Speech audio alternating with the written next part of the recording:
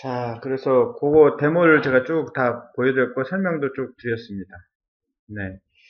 그래서 이 파이프의 C 쪽의 IP는 이렇게 우리가 그 30비트나 31비트로 해가지고 시리얼 포인트 포인트 연결하는 것처럼.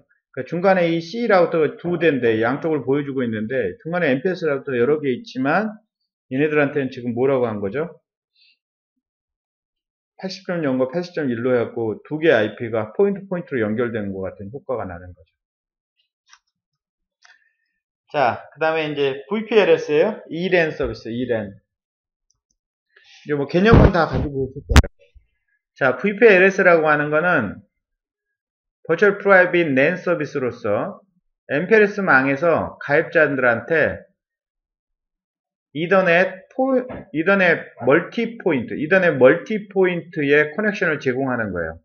그래서 궁극적으로는 이 MPLS 망이 수십 대의 라우터로 구성이 되지만 그 가입자한테는 마치 서비스 프로바이더가 스위치 한 대, 이더넷 스위치 한 대를 중간으로 우리한테 익스클루시브하게 사용하도록 임대해 준 것 같은 효과가 나요. 근데 여러분 이더넷 스위치 하면 거기서 뭐가 있습니까? 뭐 어드레스 러닝이라는 작업도 있고 스파닝 트리 도는 것도 있고 뭐 그러지 않습니까? 그런 거 관련된 게 이 프로텍션이 VPLS 서비스에서 전부 다 제공하는 거죠. 그래서 뭐 VPLS하고 e파이프의 어떤 차이점 뭐 이런 거 있대, 뭐 비슷한 점 이런 거 있는데 이건 좀 읽어보시면 됩니다. 이제 핵심 부분이 완벽하게 스위치로 동작을 하기 때문에 포인트 커넥션이 아니고 스위치로 동작을 하기 때문에 이 포워딩 데이터베이스라고 하는 그 매거스 러닝 테이블, 매거스 테이블을 유지해야 되는 점, 뭐 이런 것들이 좀 차이점입니다. 그래서 여기 커스터머 관점에서 보면은 MPLS 큰 망이 마침내 이더넷 스위치 하나를 제공하는 것 같다.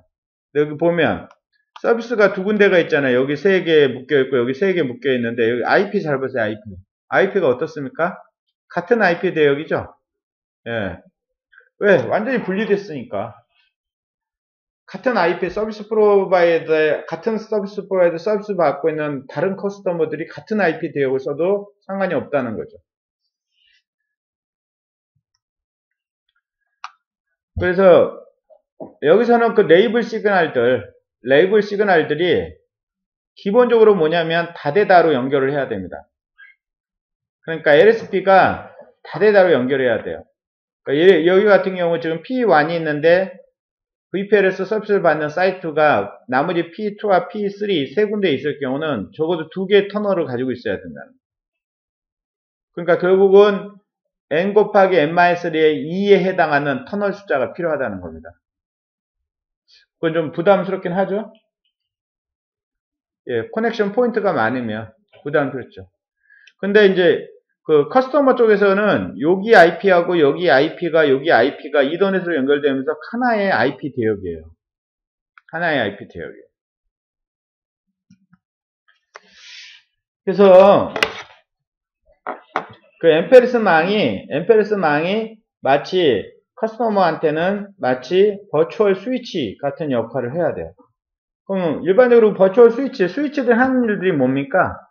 기본적으로 이제 그 프레임을 갖다 전송할 때 여러 가지 그 규칙이 있잖아요. 플러딩 규칙이 있잖아요. 그런 걸 갖다 지원해야 된다는 거죠. 그래서 첫 번째가 바로 이건데, 여러분, non-unicast라는 건 이더넷 스위치에서 non-unicast라는 건 뭐죠? 어드레스 러닝이 된 걸 얘기하는 거죠. 어드레스 러닝이 된 곳. 어드레스 러닝이 되면 걔는 오직 그놈한테만 그 프레임을 포트에다가 밀어내기를 해주죠. 그럼 반대로 여기 우리 VPLS 망에서는 뭐예요? 어떤 놈이 예를 들어서 어느 놈한테, 그러니까 여기 그림을 보시면 여기 사이트에서 트래픽이 들어왔는데 여기에 VPLS 서비스인데 요 놈이 요쪽 셉 111310이라고 하는 요쪽하고 연동해야 되는데 얘하고 이제 통신해야 되는데 얘의 그 맥 어드레스가 P4에서 러닝하고 있는 거예요. 러닝하고 있다라고 하는 얘기예요. 이 맥이라고 하는 게 예를 들면 얘 거다. 여기 보면 FDB3 여기 FDB3이 이렇게 러닝이 돼 있잖아요.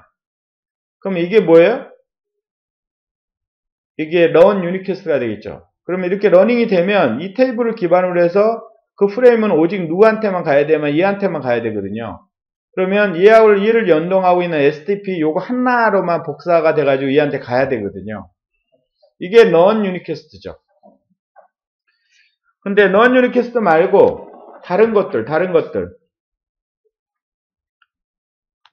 것들이 있죠. 그게 뭐냐면 바로 이런 거. 멀티캐스트나 브로드캐스트나 언노운 유니캐스트는 어떻게 돼요? 전 포트로 플러딩 돼야죠. 그렇죠. 전 포트로 플러딩 돼야죠. 근데 이 플러딩 되는 메커니즘을 얘가 내부적으로 좀 다르게 사용해요. 그러니까 이게 셋 포트로 왔는지, 스포크 STP로 왔는지, 또는 메시 FTP로 왔는지에 따라서 플러딩을 하는 방법을 좀 달리 해줘요. 그래서 우리가 이제 VPRS의 서비스는 스포크 STP보다는 멀티 포인트로 커넥션하는 효과를 내는 메시 STP라고 하는 걸 쓰는데, 메시 FTP는 기본적으로 그 룹을 방지를 해주는 메커니즘을 갖고 있어요. 이 룹 방지하는 메커니즘이 기본적으로 플로딩하는 방법을 제한함으로써 벌어집니다. 근데 예를 들면 이런 거 스포크 SDP는 원래 스포크 SDP라는 건 뭐냐면 프레임이 스포크 SDP로부터 들어왔잖아요. 그럼 얘는 또 다른 셉이나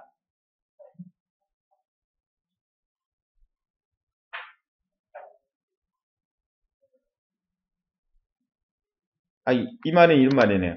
스포크 SDP 같은 경우는 프레임이 셉에서 또 다른 셉에서 들어오거나 또 다른 스포크 SDP로 들어오거나 또 다른 메시 SDP로부터 만약에 프레임이 들어왔는데 이게 언노운 유니캐스트나 브로드캐스트나 멀티캐스트로 플러딩 해야 된다 그런 얘기예요.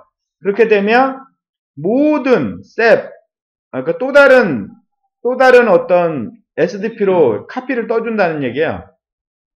그래서 만약에 우리가 이런 VPRS 망이 스포크 SDP로 이렇게 연동이 되실 경우 루비 발생을 해버려요. 루비.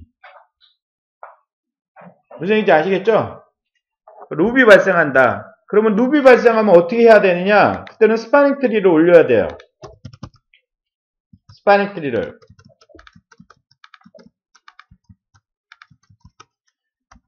그래서 컴피그 서비스에 가면 지금부터 이제 우리가 하려고 하는 게 VPRS 서비스잖아요. 그래서 컴피그 서비스 VPRS 1000인데 여기 보면 STP라고 하는 부분이 있어요. 이 STP 스파닝 트리 이너블을 해야 돼요. 스포크 STP 같은 경우는 다른 셉에서 들어오는 걸 모든 곳에다 플로딩 하기 때문에. 근데 메시 FTP는 그걸 안 한다 그랬죠. 그래서 이 내용을 보다 세부적으로 좀 한번 얘기를 해보죠. 이 플로딩을 어떻게 하느냐. 이 플로딩이라는 작업이 일종의 이게 나쁜 게 아니거든요. 통신은 해야 되거든요. 언노운이나 멀티캐스트나 브로드캐스트는 원래 이더넷 스위치에서는 전 포트로 플로딩 할 수가 있어요. VPRS 서비스가 기본적으로 셉 연결이 있고 SDP 연결이 있는데 SDP가 메시 FTP를 사용하는 경우가 있고 스포크 SDP를 사용하는 경우가 있거든요. 자, 그래서 여기 보면 A 프레임을 프레임이 리시브 됐어요. 하나의 셉, 즉 그림이 까만색으로 게 들어온 거야. 셉으로 들어오면 VPRS 서비스는 어떻게 되냐면 셉에서 들어온 거는 또 다른 셉, 로컬에 있는 또 다른 셉한테도 넣어주고 플러딩 해주고 그 다음에 그러니까 여기서 뭘 모르면 언노운이면 또는 멀티캐스트면 브로드캐스트면 근데 런이면 알고 있으면 어떻게 되는가요? 알려졌으면 필요한 곳에만 넣어주겠죠. 근데 안 알려졌을 경우 어떻게 동작하냐는 얘기예요. 그래서 셉에서 들어온 거는 어떻게 되냐면 메시 FTP한테 다 카피 떠주고 스포크 STP로 연결하는 데다 다 카피 떠줘요. 자, 그 다음에 만약에 프레임을 어디서 받으면 스포크 SDP에서 받으면 마찬가지로 모든 셉과 모든 SDP와 모든 메시 STP로 다 보낸다. 그 다음에 메시 FTP에서 들어오는 거는 메시 STP에 들어오는 거는 또 다른 메시한테는 안 보내줘요. 근데 셉이나 또 다른 스포크 SDP한테